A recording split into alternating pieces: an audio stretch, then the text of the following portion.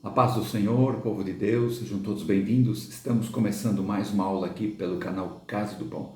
Estou comentando o versículo do Evangelho de João, capítulo 10, versículo 10, que diz assim: O ladrão não vem senão a roubar, a matar e a destruir. Eu vim para que tenham vida e a tenham com abundância. Evangelho de João, o quarto evangelho a ser escrito. Marcos foi o primeiro, depois Mateus e Lucas mais ou menos na mesma época e por último o Evangelho de João ali entre o ano 80 e o ano 100 depois de Cristo. Como o nome já diz, né? Evangelho de João, escrito pelo apóstolo amado João, filho de Zebedeu, também chamado por Jesus de filho do trovão, devido à sua natureza impetuosa, né? Ele juntamente com seu irmão Tiago. E João faleceu ali por volta do ano 100 depois de Cristo, né? Escreveu também, além do seu evangelho, escreveu 3 cartas que estão ali no Novo Testamento.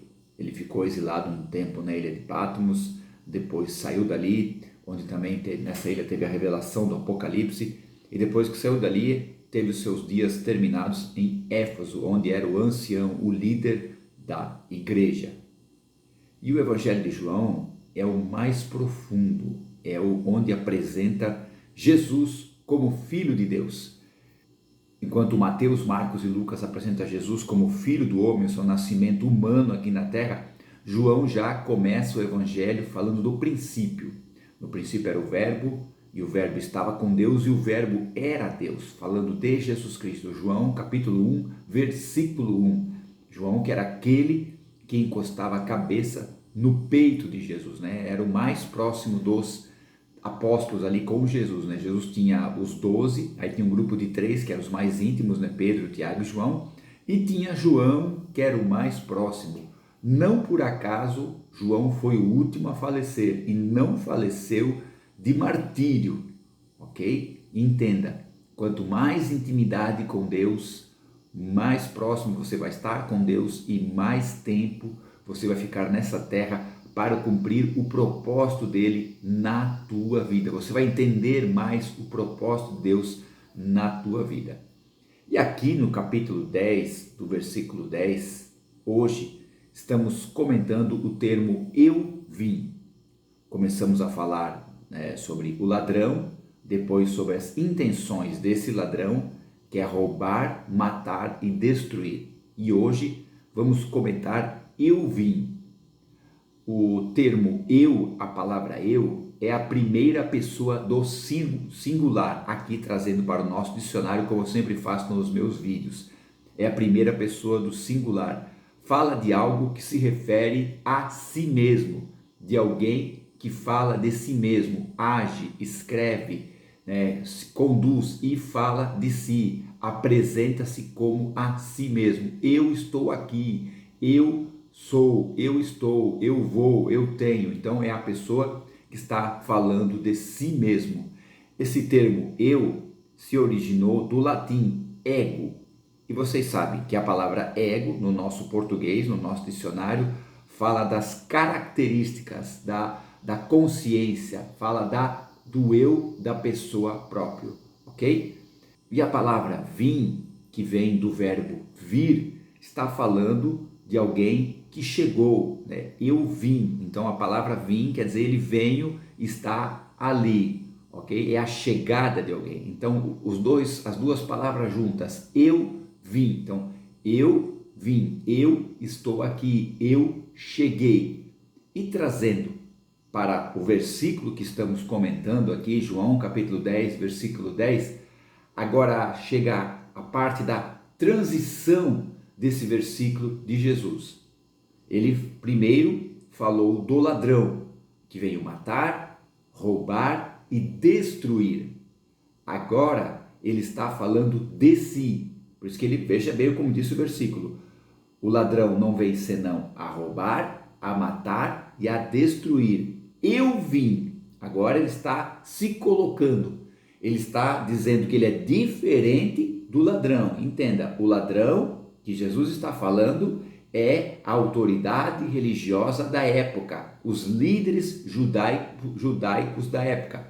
Eu comentei aqui cada termo, né? Cada final de semana eu comentei cada termo das intenções do ladrão, né? Roubar, matar e destruir. Roubar, já falei, é pegar furtivamente, sem a pessoa perceber. Não necessariamente como uma pessoa que está olhando e você pega sem ela ver. Ali quer dizer, eles estão iludindo, enganando, né, essas pessoas e tirando o dinheiro delas sem elas perceberem, tirando o ganha-pão delas sem elas perceberem. Eles roubam, eles tiram sem a pessoa perceber. Até de certa forma a pessoa está dando, mas na verdade eles estão roubando dela. Então roubar quer dizer pegar sem a pessoa ver. Matar quer dizer oferecer em sacrifício para si mesmo. Não é necessariamente pegar uma pessoa e cometer assassinato, não. É oferecer em sacrifício para si mesmo. E destruir. Esse destruir é anunciar a morte da pessoa. É anunciar que a pessoa vai ser morta, vai morrer. Então vejam o que esses líderes judaicos estavam fazendo com as pessoas. Comentei aqui cada termo desse. E hoje eu vim. Agora Jesus está apontando para ele. Eu vim. E esse eu vim é com um propósito. Jesus, quando ele diz eu vim, é um propósito que ele está aqui nessa terra. Não é para criar um império religioso. Entenda bem isso. As instituições, as denominações são importantes para o quê? Para a pregação do evangelho nessa terra, para anunciar o evangelho nessa terra e também para preparar os filhos de Deus que ouviram o evangelho e creram no evangelho, se tornaram filhos de Deus, para preparar os filhos de Deus para o grande dia do trono de Deus, para chegar diante do trono de Deus. Entenda, toda a humanidade vai estar diante do trono de Deus. Toda a humanidade. Uns para adoração, outros para juízo. Salmo 89, 14. Justiça e juízo são a base do teu trono, e misericórdia e verdade vão adiante do teu rosto. O que eu entendo com esse versículo, nesse salmo tão tremendo? Justiça e juízo são a base do teu trono. Então a base do trono de Deus é justiça e juízo. Então Deus vai saber julgar cada caso, cada ser humano que esteve nessa terra. Conheceu o evangelho, não conheceu o evangelho, cada ser humano vai ser julgado da forma correta diante de Deus, ok? E a Bíblia diz que todos pecaram e destituídos estão da glória de Deus.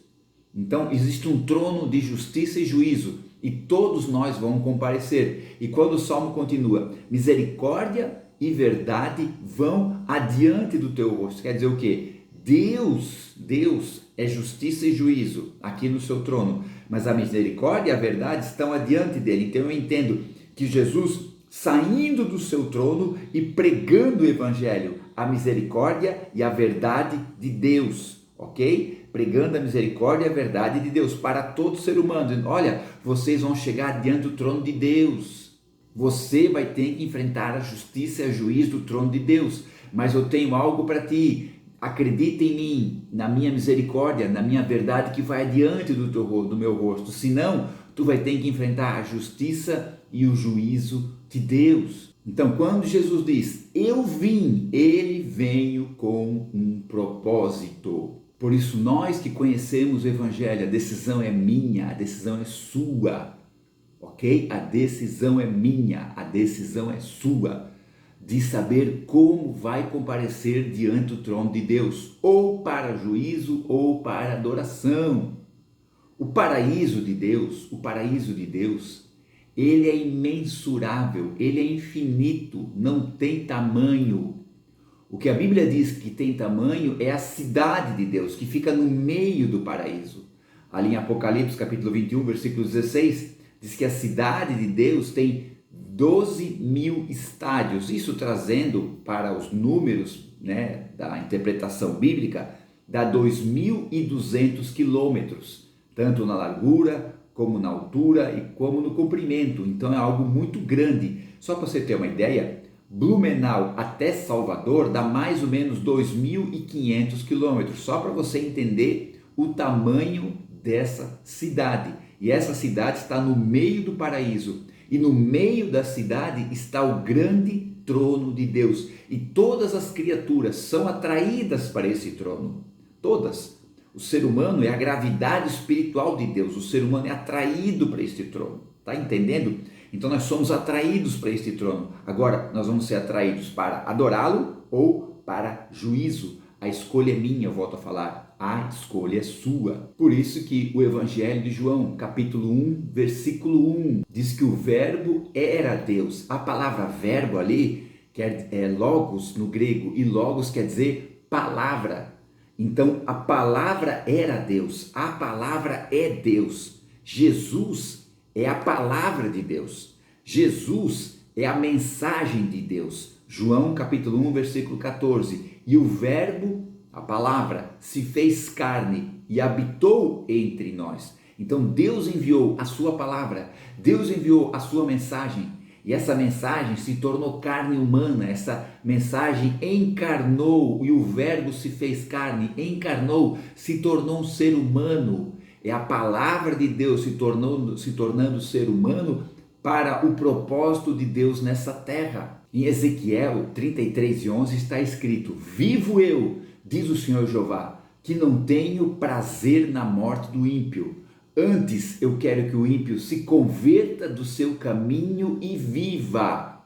Em 1 Timóteo capítulo 2, versículo 4, diz que Deus quer que todos se salvem e cheguem ao conhecimento da verdade. E em João capítulo 8, versículo 32, está escrito: conhecereis a verdade e a verdade vos libertará. É a mensagem, é a palavra de Deus que Deus enviou para a humanidade. Em 2 Pedro capítulo 3, versículo 9, está escrito que o Senhor não retarda a sua promessa, ainda que alguns a tenham por tardia, mas Ele é longânimo para convosco, longânimo, paciente, amoroso para com todos, não querendo que alguns se percam, mas que todos cheguem ao conhecimento da verdade, todos cheguem ao arrependimento e sejam salvos. O desejo de Deus, o prazer de Deus, o amor de Deus é que todos cheguem salvos, é que todos sejam salvos. Sejam salvos, esse é o desejo de Deus. Por isso que quando Jesus está ali criticando, batendo de frente com a liderança judaica, chamando-os de ladrões, e no contexto ali do versículo do capítulo 10 diz ladrões e salteadores que vieram para roubar, matar e destruir. Aí ele diz: eu vim para que tenham vida e a tenham com abundância. Então Jesus veio com um propósito nessa terra. Ele não vem para matar, ele não vem para roubar, ele não vem para destruir. Ele vem com um propósito: dar vida e vida com abundância. Por isso que no próximo final de semana vamos estar aqui comentando este termo, vida com abundância. Então aguardo você na próxima aula, nós estarmos comentando esse termo tão maravilhoso que vai ser profundo para as nossas vidas. Amém? Muito obrigado por ter acompanhado esta aula. Deus abençoe a todos. Fiquem na paz. Tchau.